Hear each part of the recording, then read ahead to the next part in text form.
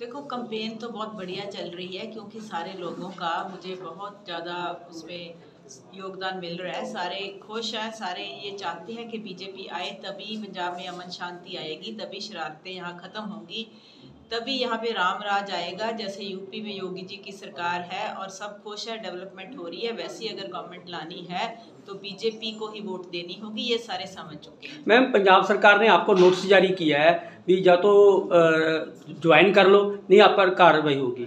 जो कार्रवाई उन्होंने करनी है वो कर सकते हैं। ज्वाइन मैं नहीं करने वाली, ना ही मेरा ज्वाइन करना बनता है क्योंकि मैं रिटायर हो चुकी हूँ, मुझे सेंट्रल गवर्नमेंट ने रिटायर कर दिया है। अब कार्रवाई उनको जो लगती है वो कर सकते हैं। बाकी जो मैं इलेक्शन लड़ने जा रही हूँ उस पे इन बातों का कोई असर नहीं है। मैं अपना नॉमिनेशन पेपर फाइल करूँगी और इलेक्शन लड़ूंगी।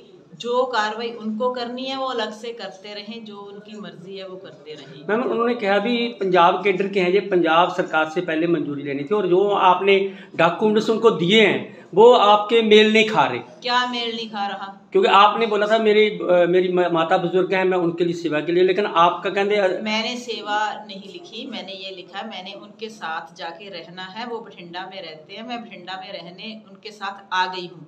साथ में मैंने ये भी लिखा है कि मेरे ज़िंदगी में दूसरे प्लान्स हैं, ये भी साथ एक लाइन लिखी है।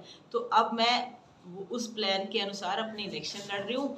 वैसे भी रिटायर्ड बंदा कुछ करे कुछ ना करे उसका सरकार से कोई मतलब नहीं होता। सरकार ऐसे सारी उम्र मैं कोई सरकार की गुलाम नहीं हूँ। मैं कल को अमेरिका भी जा सकती हूँ तो सरकार मुझे रोकेगी कि आप वहाँ क्यों चले गए। जब मैं रिटायर ही हो चुकी हूँ तो सरकार का मेरे साथ मतलब क्या है कि मैं क्या कर रही हूँ।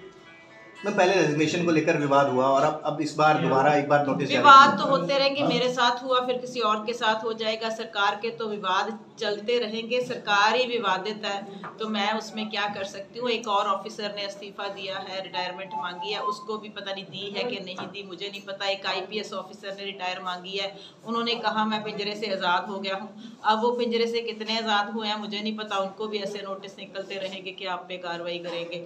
सो ये तो चलता रहेगा, जैसी सरकार है वैसे काम चल रहे हैं। कल मैम CM का रोड शो भी हुआ है बठिंडा में, तो कोई ऐसा तो नहीं है उसके बाद उनको ऐसा लगा हो कि परेशानी में है आप, इसलिए इस तरह की कार्रवाई की जा रही है? नहीं, मैंने तो उनका रोड शो ना देखा है ना मुझे देखने की ज़रूरत है। कानों में उन्होंने लोगों को फूल दिए थे कि जब मैं यहाँ से गुजरूंगा तो मेरे ऊपर आप लोग फूल फेंकना।